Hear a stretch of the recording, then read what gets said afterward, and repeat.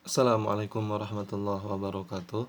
Salam pembelajar untuk teman-teman semua, khususnya teman-teman semua di kelas 4. Pada kesempatan kali ini kita akan membahas soal penilaian akhir tahun atau PAT kelas 4, muatan pelajaran matematika. Nah, jangan lupa untuk teman-teman semua sebelum lanjut menonton video pembelajaran ini, pembahasan soal PAT, silahkan di-share dulu ke grup WhatsApp sekolahnya, grup WhatsApp kelasnya, atau ke grup WhatsApp apa saja, agar teman-teman yang lain bisa ikut belajar di channel YouTube High Instinct. Oke, sekarang kita langsung saja ke soal nomor 1. Soal nomor 1, pertemuan dua garis lurus dapat membentuk titik-titik. Nah, jadi ada sebuah garis lurus, ya. Kemudian dua garis lurus ini mereka bertemu. Ya, dua garis lurus ini mereka bertemu. Nah, itu akan membentuk apa? Nah, contoh misalkan ini. Ini garis lurus, ya. Ini garis lurus ke sini ya. Garis lurus. Kemudian ini garis lurus ke sini. Nah, ini kan akan bertemu nih. Ya, pertemuan ini akan membentuk apa? Nah, sudah jelas ini akan membentuk sebuah sudut. Ya, akan membentuk sebuah sudut. Jadi pertemuan garis satu dan garis yang kedua atau pertemuan dua garis akan membentuk sebuah sudut. Jadi jawabannya adalah B, ya. Nah, paham ya? Oke, sekarang kita lanjut ke soal nomor berikutnya, nomor 2. Berikut ini yang merupakan hubungan antar garis kecuali. Nah, antar garis. Dalam sebuah garis itu ada sebuah hubungan, ya. Hubungannya apa saja kita cek. A sejajar, apakah ada sejajar? Sejajar itu ada ya. Sejajar ini contohnya seperti nomor 4 nih. Seperti nomor 4. Nah, ini sejajar nih. Contoh soal sejajar ya. Sejajar. Ini garis 1, ini garis kedua, ini garis Y, Z, ini sejajar kan ya. Nah, ini sejajar namanya. Jadi, ini ada ya. Yang ditanyakan adalah kecuali. Berarti kita cari yang salah. Ya, kita cari yang salah. Berpotongan. Nah, berpotongan ada. Berpotongan ada. Contoh seperti soal nomor, nah ini nomor 9. Ini berpotongan tuh, ini memotong.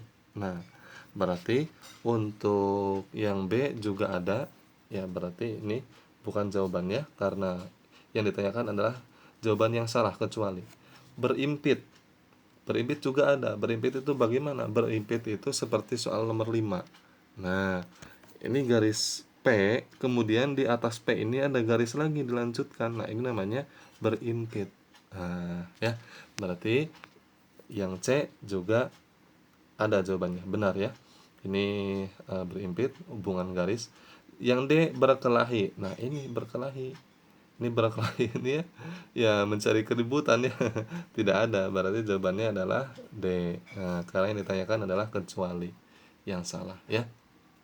Oke, paham ya sampai sini ya. Sekarang kita lanjut ke soal berikutnya nomor 3. Bangun datar berikut yang tidak memiliki pasangan sisi yang sejajar adalah titik-titik. Pasangan sisi yang sejajar. Sekarang A segitiga. Segitiga di sini apakah memiliki pasangan sisi yang sejajar? Sejajar ini contoh misalkan ini nih bangun persegi panjang, ini kan sejajar dengan ini, tuh ini sejajar. Ini sejajar dengan ini. Tuh, ini namanya sejajar. Berarti segitiga ada tidak? Tidak ada ya. Segitiga ini kan seperti ini. Nah, ini bukan sejajar sama ini. Ini tidak sejajar ini. Sejajar itu harus lurus. Ya, nih lurus dengan ini. Ini lurus dengan ini. Nih segitiga. Ini tidak ada yang sejajar. Ya. Nah, berarti jawabannya adalah yang A. Jawabannya A segitiga. Segitiga tidak memiliki pasangan sisi yang sejajar. Persegi. Apakah persegi mempunyai sejajar? Mempunyai. Ya, mempunyai.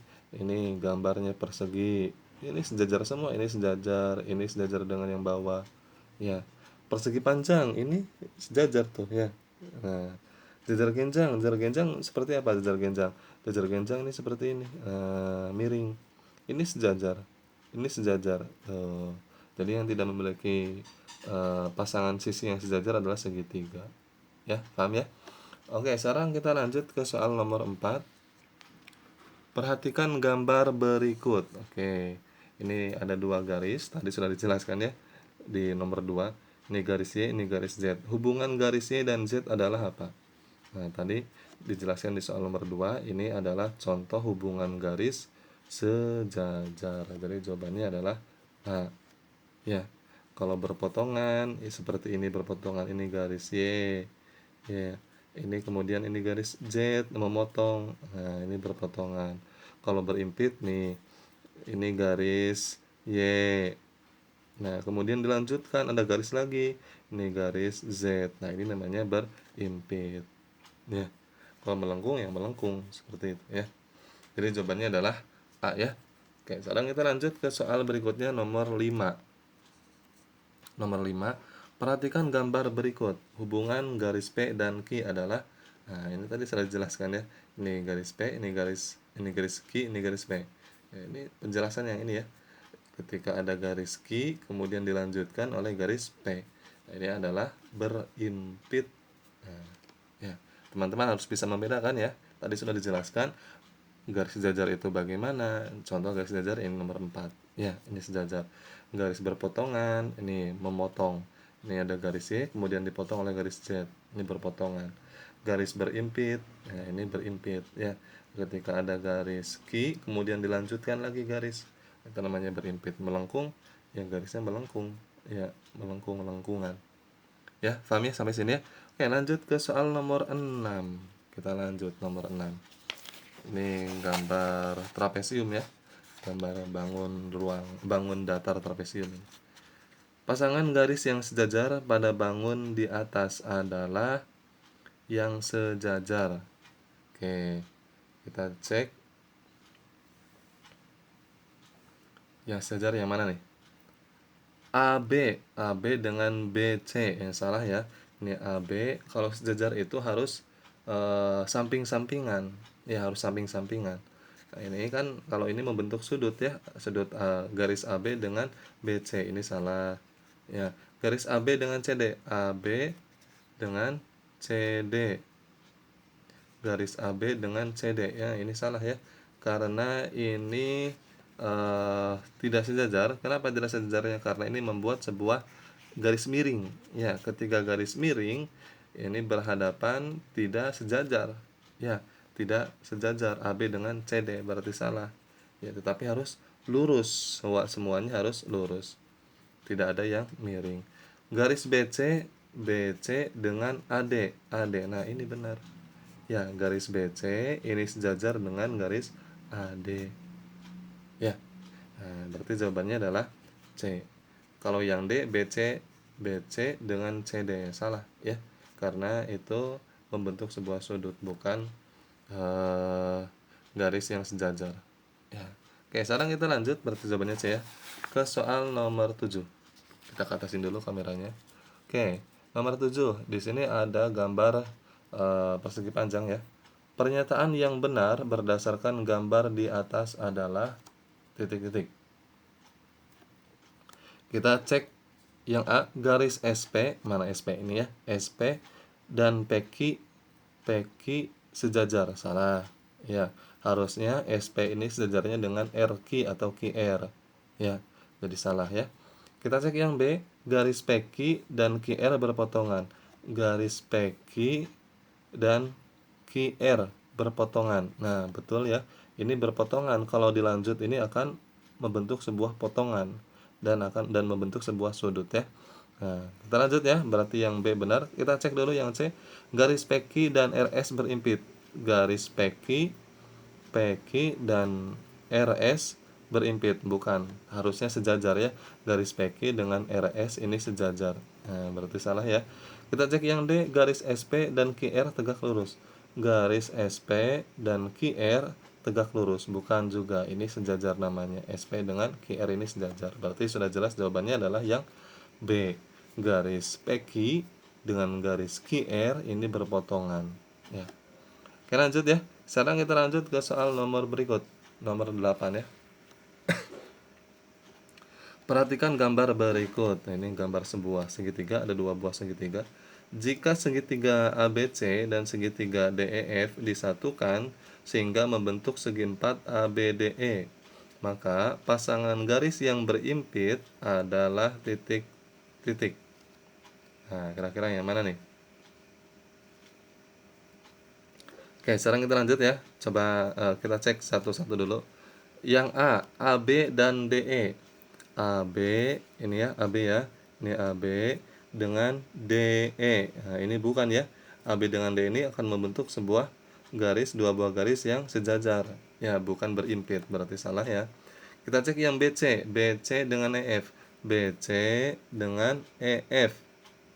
Nah, ini juga akan membentuk sebuah dua buah garis yang sejajar ya, berarti bukan. Nah, ini kan bawah, ini atas ya. AC dengan EF. AC dengan EF. AC dengan EF. Nah, ini bukan ya.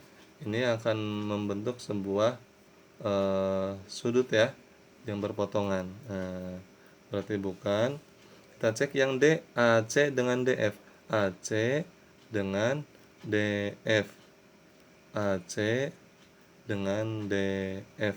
Nah, ini jawabannya adalah AC dengan DF. Nah, ya.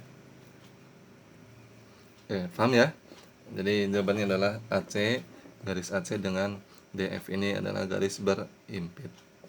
Oke, lanjut ya ke soal berikutnya nomor 9. Nomor 9. Oke, kita cek nomor 9. Ini ada 3 buah garis ya, berarti ini garis 1, garis kedua, ini garis ketiga ya. Sudut yang sehadap dengan sudut B. Nah, sudut B ini yang mana? Sudut B. Sudut B ini nih ya, sudut B. Nah, ini sudut B. Kira-kira sudut B ini sehadap dengan yang mana? Oke, sehadap ya. Bukan berhadapan, sehadap. Nah, ya. Jadi antara berhadapan dengan sehadap beda ya. Nah, sudut yang sehadap dengan sudut B, ini kan sudut B ini menghadapnya ke sana ya. Nah, miring. Berarti yang sama dengan sudut B yang mana posisinya? Yang D. Yang ini. Tuh, ya. Ini sehadap namanya. Nah, jadi jawabannya adalah sudut D. Berarti B jawabannya ya. Oke, sekarang kita lanjut ke soal berikutnya, nomor 10 ya. Nomor 10. Nah, ini. Perhatikan gambar berikut. Oke, kita lihat ini, kalau ini ada 3 garis ya, sama dengan yang tadi 3 garis juga. Ini garis 1, garis 2, garis 3. Pasangan sudut yang bertolak belakang adalah titik-titik. Oke, ini yang ditanyakan adalah sudut yang bertolak belakang. Ya, kalau bertolak belakang artinya mereka saling membelakangi. Ya, artinya bertolak belakang ini mereka saling membelakangi. Ya, kita cek yang A, sudut 1 dengan sudut 5. Sudut 1 ini ya, sudut 1 dengan sudut 5. Nah, kalau ini namanya sudut membentuk sudut yang sehadap ya. Ini sehadap tuh. Ini menghadap ke sana, ini juga menghadap ke sana. Ini namanya sehadap ya. Oke, sekarang kita cek yang B, berarti yang A salah ya. Sudut 4 dan sudut 8. Sudut 4 dan sudut 8. Ini juga sama, ini sudut sehadap. Ya, ini sudut 4 ini menghadap ke sana, sudut 8 juga menghadap sana. Ini namanya sudut sehadap ya. Kita cek yang C, berarti yang B salah ya. Sudut 1 dengan sudut 3. Sudut 1 ini menghadap ke sana, sudut 3 menghadap lagi berbeda lawan. Nah, ini jawabannya. Jadi jawabannya adalah yang C. Ya, kenapa yang C? Karena bertolak belakang. Ketika sudut satunya menghadap ke atas, sudut ininya menghadap ke bawah. Jadi saling bertolak belakang, saling membelakangi. Nah, ini namanya sudut yang bertolak belakang. Jadi jawabannya adalah C, ya. Oke, sekarang kita lanjut ke soal berikutnya, nomor 11. Besar sudut siku-siku adalah titik-titik derajat. Nah, pasti tahu ya teman-teman ya. Kalau kurang dari 90, ini namanya adalah lancip. Ya, lancip. Kalau sudutnya pas 90 derajat, ini adalah siku-siku. Kalau sudutnya lebih dari 90 derajat, ini adalah tumpul. Ya, sekarang sudut siku-siku berarti ini jawabannya. Ya, 90 derajat. Ya, paham ya? Jadi lancip itu di bawah dari 90, siku-siku itu 90 derajat, sedangkan tumpul ini lebih dari 90 derajat. Paham ya? Sekarang kita lanjut ke soal nomor 12.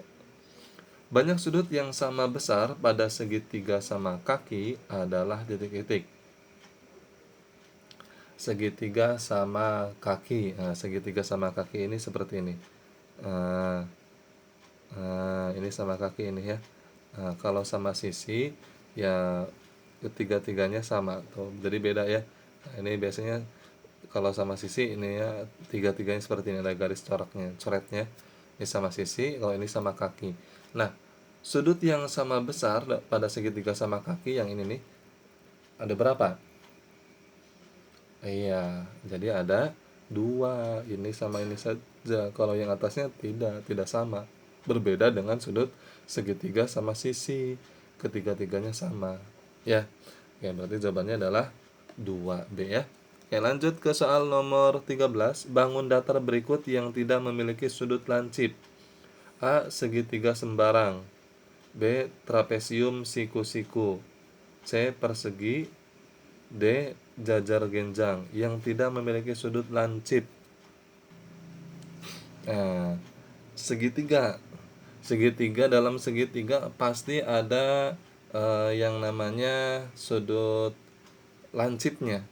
Ya, dalam segitiga pasti ada sudut lancipnya. Entah itu sudut eh, apalagi segitiga ini apa namanya itu segitiga sama kaki, segitiga sama sisi, segitiga siku-siku seperti ini. Ini pasti ada saja sudut lancipnya. Kemudian juga segitiga sembarang, misalkan seperti ini. Ya, ini pasti ada saja sudut lancipnya. Berarti ini mempunyai sudut lancip. Yang ditanyakan adalah yang tidak memiliki sudut lancip. Nah, trapesium siku-siku. Trapesium siku-siku. Trapesium siku-siku itu yang bagaimana? Nih, trapesium siku-siku ini seperti ini. Nah, ini trapesium siku-siku. Ya. Nah, ininya miring, ininya lurus. Nah, ini trapesium siku-siku. Apakah ada sudut lancipnya? Ada, ini di bawah sudut lancip. Ya, berarti yang B juga salah. Ya, karena yang ditanyakan adalah yang tidak memiliki sudut lancip. Kita cek yang B, persegi. Nah, persegi apakah memiliki sudut lancip? Tidak. Persegi ini kan bentuknya seperti ini. Nah, terus sudutnya apa saja dalam persegi? Siku-siku semua. Sudut siku-siku semua. Ya, berarti jawabannya adalah C. Nah, paham ya? Kalau jajar genjang ya ada dua sudut lancip. Ini kan jajar genjang seperti ini miringnya, ini lancip, ini lancip. Nah, ya. Oke, jadi jawabannya adalah C. Persegi ya yang tidak memiliki sudut lancip. Oke, lanjut ke soal berikutnya nomor 14. Nomor 14. Pernyataan berikut tentang persegi panjang kecuali setiap sudutnya siku-siku. Betul. Ini yang ditanyakan kan persegi panjang ya. Memiliki dua pasang garis sejajar. Betul. Ini samping dengan samping sejajar, atas dengan bawah sejajar. Jadi ada dua pasang garis yang sejajar ya. Kita cek yang C, memiliki 4 sudut yang sama besar. Betul. Sudutnya semuanya 90 derajat semua, persegi panjang ya.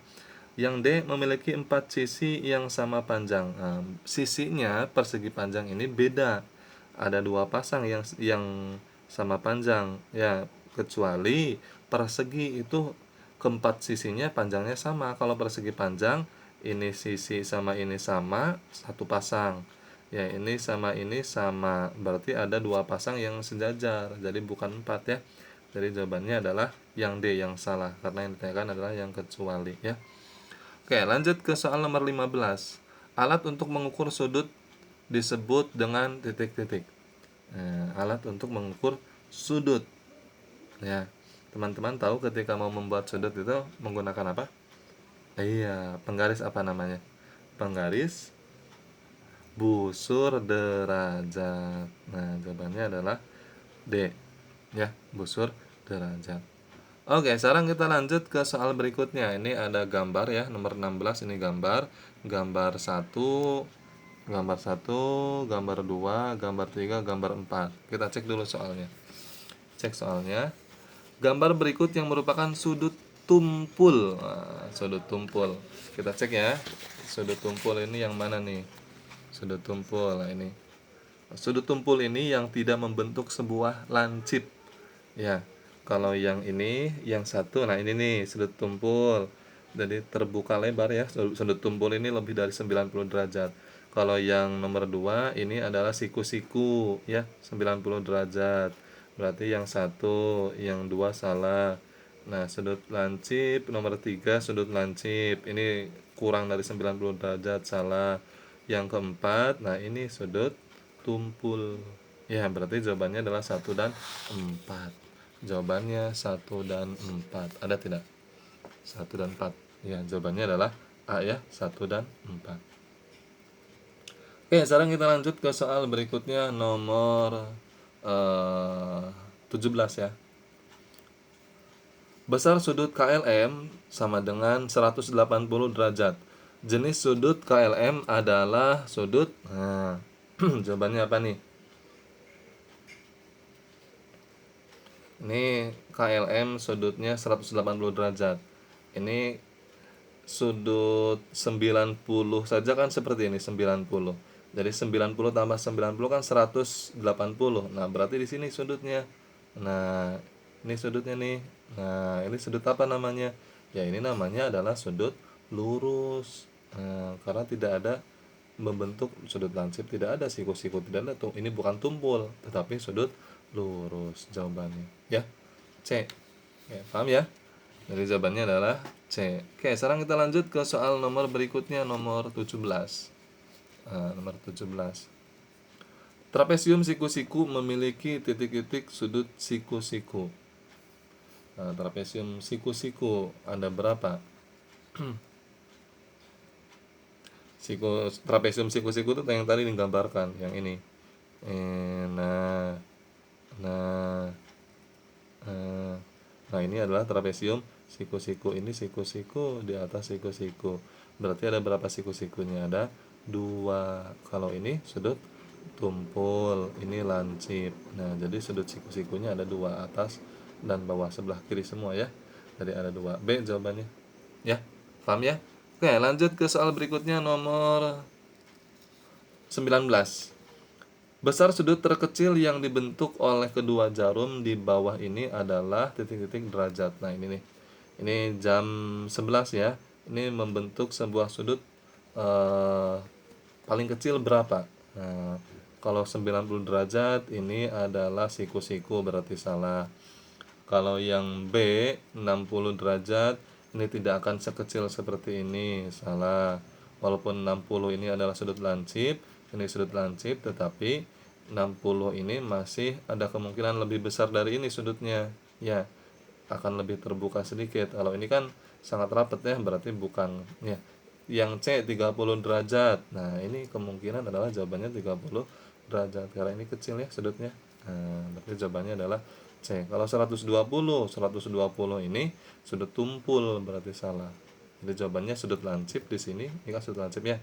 Paling kecil ya 30 derajat. Ya, paham ya? Oke, sekarang kita lanjut ke soal berikutnya nomor apa? 20 ya, nomor 20. Oke, nomor 20. Besar sudut C adalah titik-titik derajat. Ini trapesium ya, ini trapesium namanya. Ya, trapesium. Jadi teman-teman harus bisa membedakan mana trapesium, mana segitiga, mana jajar genjang, mana trapesium siku-siku, mana layang-layang, ya. Nah, ini namanya adalah sudut atau bangun datar trapesium ya. Sudut besar sudut C. Nah, ini sudut C ini berapa ini? Nah, yang ditanyakan ini. Sekarang kita lihat di hadapannya atau di sampingnya. Ya, di sampingnya sudut B ya. Sudut B ini 70 derajat yang ini nih. Nah, ini sama dengan ini. Ya, sama besarannya. Maka karena sama besarannya, berarti besar sudutnya sama. Berarti berapa jawabannya? 70 derajat juga. Berarti jawabannya adalah B. Ya, 70 derajat juga. Ini kalau ditambahkan semuanya jumlah sudut itu dalam sebuah bangun datar, ya. Ini sudutnya ada 360 derajat. Ya. Yang ini 70, ini 70, berarti sudah 140 ya. 140 ditambah 110, ini 250. Nah, di sini berapa? Di sini sama dengan ini, dengan sudut A. 110, berarti jumlahnya ada 360. Ya, paham ya? Nah, oke, sekarang kita lanjut ke soal berikutnya nomor 21, teman-teman. 21. Berikut ini cara pengumpulan data kecuali titik-titik. Ya, A. Bertanya langsung. Ini benar ya, ini termasuk pengumpulan data. Ketika teman-teman semua ingin mencari informasi, ingin mencari data, ya harus bertanya kepada orang. Ya, mengukur langsung, betul. Ketika teman-teman semua ingin mencari data tinggi badan siswa kelas 4, ya harus diukur semua siswanya dengan cara mengukur langsung. Ini betul. Lembar isian, ini juga sama. Menebak, nah ini jawabannya, ini kecuali, berarti ini bukan cara pengumpulan data. Jadi jawabannya adalah D ya. Oke, paham ya? Kita lanjut ke soal berikutnya nomor 22. Data berikut ini yang termasuk data diri siswa adalah A. Tinggi badan.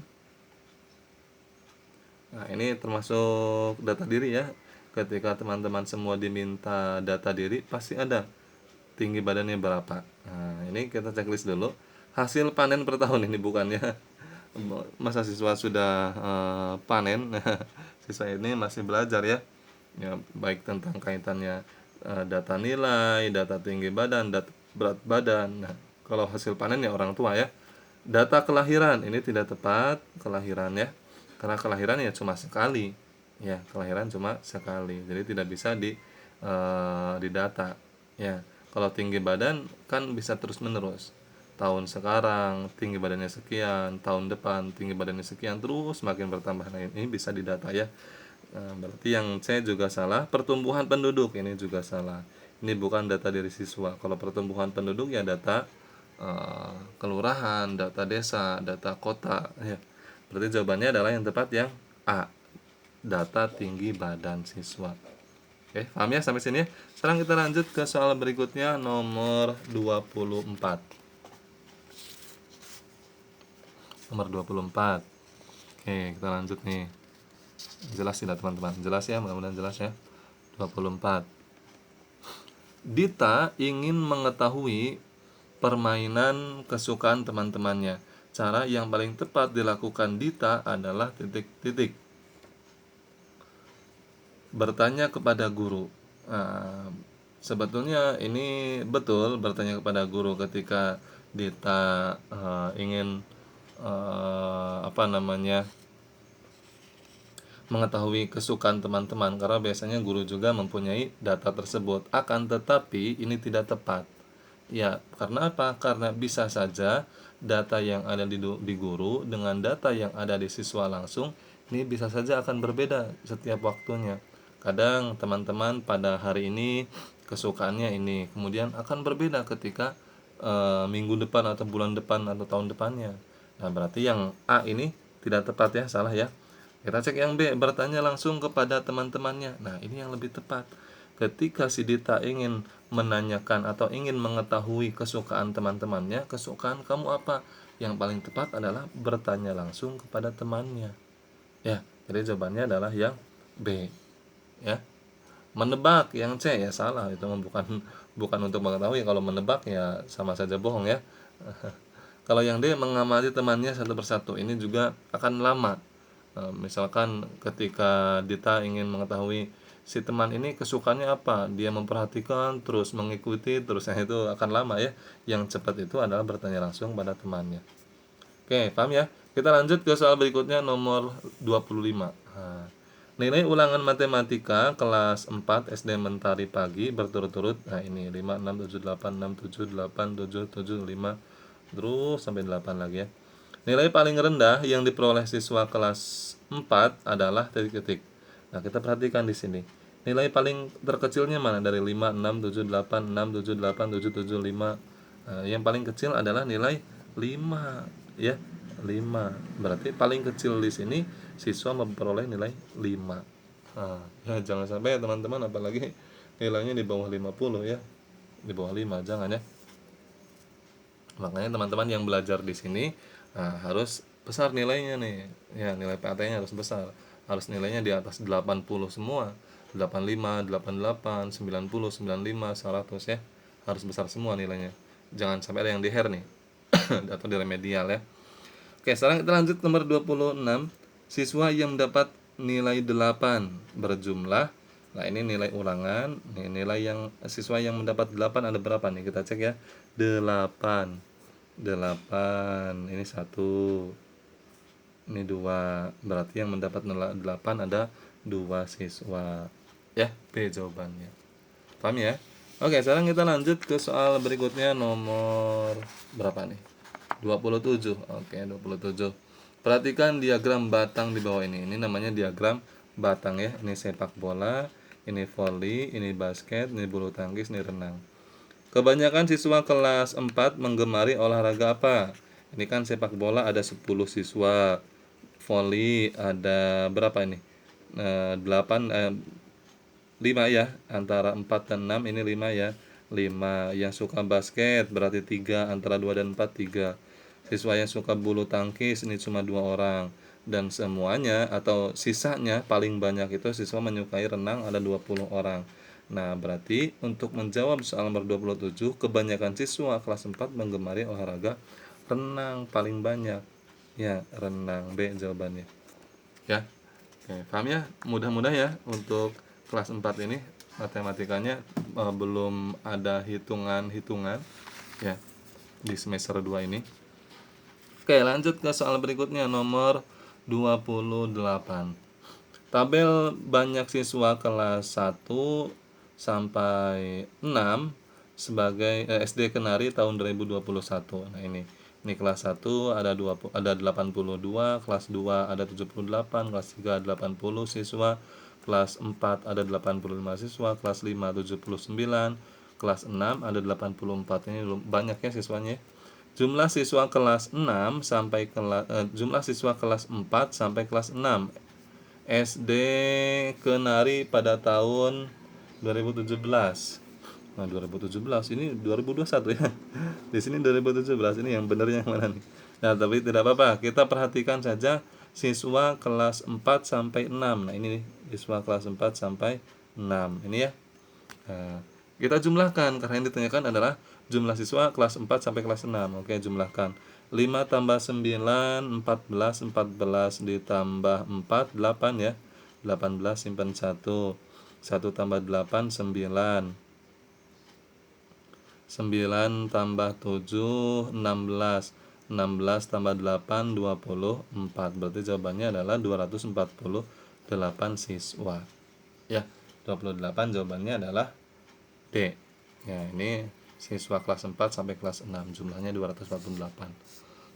Oke, lanjut ke soal berikutnya nomor 29. Ini ada cita-cita anak kelas 4. Ada yang cita-citanya menjadi dokter, ada 6 siswa, 6 anak. Ada yang cita-citanya polisi, ada 7 anak. Ada yang cita-citanya menjadi pengusaha, ada 9 anak. Ada yang menjadi arsitek, ada 4 anak. Ada yang ingin menjadi guru, ada 11 anak. Ada yang ingin menjadi ilmuwan, ada 3 anak. Profesi yang paling banyak menjadi cita-cita anak adalah titik-titik. Nah, ya sudah jelas ya. Di sini yang paling banyak diminati itu adalah menjadi guru. Nah, ya ada berapa? Ada 11 anak paling banyak. Berarti jawabannya adalah C, guru ya. Oke, lanjut ke soal terakhir nomor 30. Nah, ini sudah masuk ke soal nomor terakhir nih kita ya. Oke.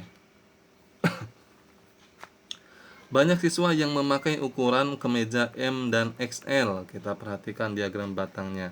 Yang memakai kemeja M dan XL. M itu mana? Ini M.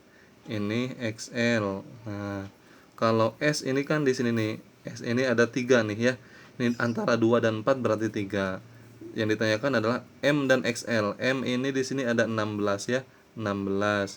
XL-nya berapa nih? XL ada 8. Nah, kalau dijumlahkan 16 ditambah 8 itu adalah 24. Berarti jawabannya adalah B. Paham ya sampai sini ya? Oke, cukup sekian untuk pembelajaran kita kali ini di kelas 4 tentang matematika. Ya, jangan lupa di-share sebanyak mungkin video ini ke grup WhatsApp-nya atau ke siapa saja agar yang lain bisa ikut belajar di channel YouTube High Instinct. Mudah-mudahan teman-teman semua yang nonton video ini nilai PAT-nya bagus semua. Nilai PAT-nya 80, di atas 80, 85, 88, 87, 89, 90, 95 atau 100-nya. Amin ya rabbal alamin. Juga mudah-mudahan teman-teman semua naik kelas. Ya, jangan sampai ada yang tidak naik kelas ya. Malu ya tentunya ya. Kasihan untuk orang tua, mamah dan ayahnya ya. Oke, sekarang kita tutup saja. Salam pembelajar. Wassalamualaikum warahmatullahi wabarakatuh.